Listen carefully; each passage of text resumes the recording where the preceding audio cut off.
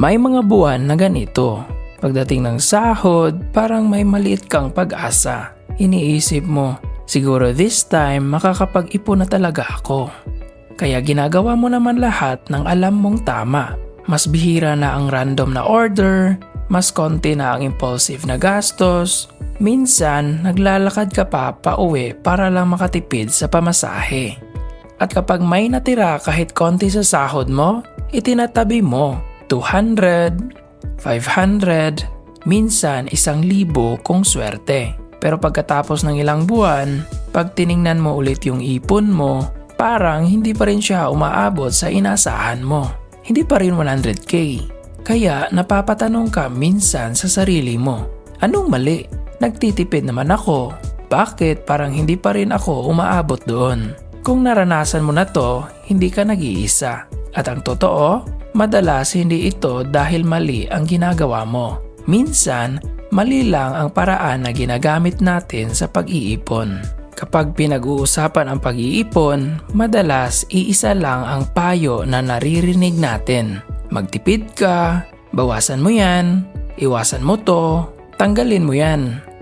At sa umpisa, mukhang may sense naman. Kasi oo, kung mas konti ang gastos mo, mas may matitira. Pero may isang problema sa mindset na yan. Kapag puro pagtitipid lang ang focus natin, para tayong nakatingin sa pera bilang isang bagay na palaging kulang. Parang ang laban mo araw-araw ay hindi gumastos, hindi bumili, hindi sumama, hindi mag-enjoy. At habang tumatagal, napapagod ka rin. Hindi dahil kulang ang disiplina mo, kundi dahil hindi sustainable ang puro pagtitipid lang. May isa pang mas tahimik na problema. Kapag ang strategy mo ay simpleng magtabi kapag may natira, madalas walang natitira. Hindi dahil magastos ka, kundi dahil may natural na pattern ang pera sa buhay natin. Ang pera, laging may pupuntahan. Bahay, groceries, pamasahe, mga bayarin. Mga maliit na gastusin na parang wala lang pero naiipon din. At kapag huli na dumating ang ipon sa listahan, siya ang unang nawawala.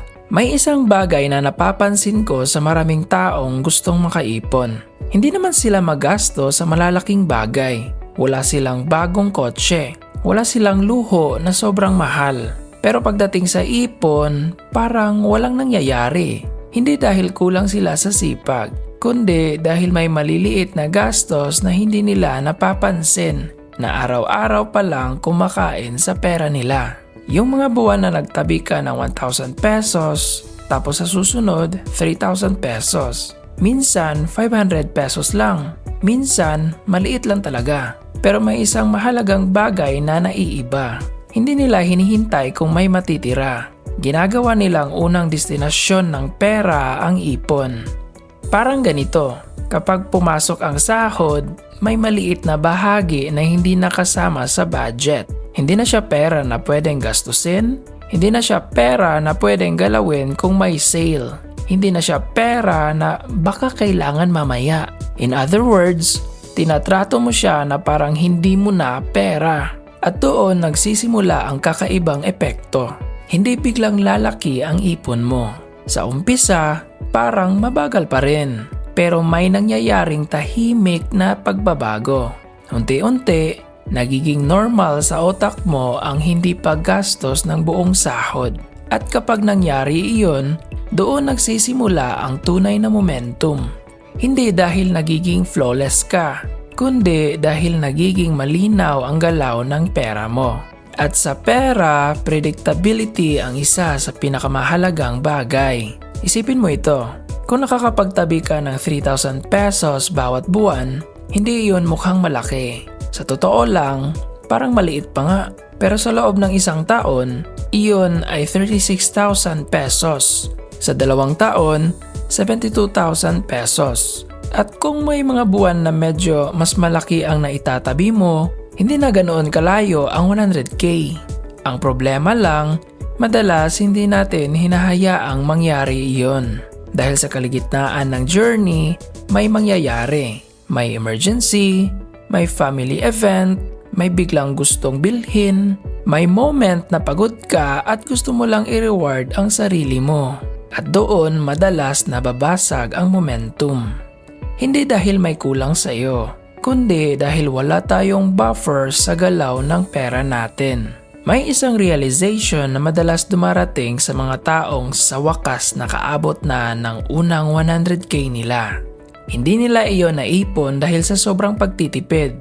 Naipon nila iyon dahil gumawa sila ng space para sa pera. Space para sa ipon, space para sa emergency, space para sa sarili nilang future. At minsan, maliit lang ang pagbabago na kailangan. Hindi mo kailangan baguhin ang buong buhay mo. Hindi mo kailangang tanggalin lahat ng maliit na kasiyahan. Ang kailangan mo lang ay isang simpleng rule. Kapag dumating ang pera, may bahagi na automatic na napupunta sa future mo. Bago pa ito makialam ang bills, bago pa ito makialam ang lifestyle. At kapag ginagawa mo iyon buwan-buwan, may kakaibang shift na nangyayari sa isip mo. Hindi mo na tinitingnan ang ipon bilang sakripisyo. Unti-unti mo siyang nakikita bilang protection. Protection laban sa stress, protection laban sa mga gabing nag-aalala ka kung sapat pa ba ang pera mo. Protection laban sa pakiramdam na isang maliit na problema lang pwede nang masira ang buong budget mo. At kapag nararamdaman mo iyon, nagiging mas madali ang pagpapatuloy. Hindi dahil disiplinado ka, kundi dahil alam mo na kung bakit mo ginagawa. Kung pakiramdam mo matagal mo nang sinusubukan mag-ipon pero hindi pa rin umaabot sa 100k, baka hindi mo kailangang magtipid ng mas matindi. Baka kailangan mo lang baguhin ang sequence ng pera mo. Hindi gastos muna, ipon kapag may natira. Kundi ipon muna, tapos doon mo i-design ang gastos mo. At hindi kailangan malaki agad. Minsan, ang pinaka-realistic na simula ay maliit lang. Isang amount na alam mong kaya mong ulitin bawat buwan. Hindi ideal, hindi impressive, pero consistent. Kasi sa totoo lang, ang unang 100k ay hindi lang tungkol sa pera. Isa itong turning point. Ito yung punto kung saan napapatunayan mo sa sarili mo na posible pala. Pwede pala akong magtabi ng pera. Pwede pala akong maghintay. At pwede pala akong magkaroon ng paraan na gumagana kahit hindi ako perpekto. At kapag umabot ka na doon, marami sa mga desisyon mo sa pera ang nagiging mas kalmado. Hindi na ganoon kadaling maubos ang ipon mo. Hindi na ganoon kadaling magpanik kapag may unexpected na gastos. Hindi dahil marami ka ng pera, kundi dahil may nasimulan ka na. Kung ngayon malayo pa ang 100k mo, okay lang yon. Maraming tao ang nandyan din. Ang mahalaga ay hindi kung gaano kabilis. Ang mahalaga ay kung gumagalaw ka sa tamang direksyon. Kahit maliit lang, kahit mabagal, kahit minsan napuputol ang momentum. Dahil sa pera, ang totoong kalaban ay hindi kakulangan ng disiplina. Kadalasan, kakulangan ito ng system na kayang tumagal. Kaya kung may isang bagay kang pwedeng dalhin mula sa usapan na ito, hindi ito tungkol sa pagiging perpekto sa pera. Hindi ito tungkol sa pagiging sobrang tipid. Minsan, ang pinakamahalagang skill sa pag-iipon ay simple lang. Ang kakayahang gumalaw ng dahan-dahan pero tuloy-tuloy.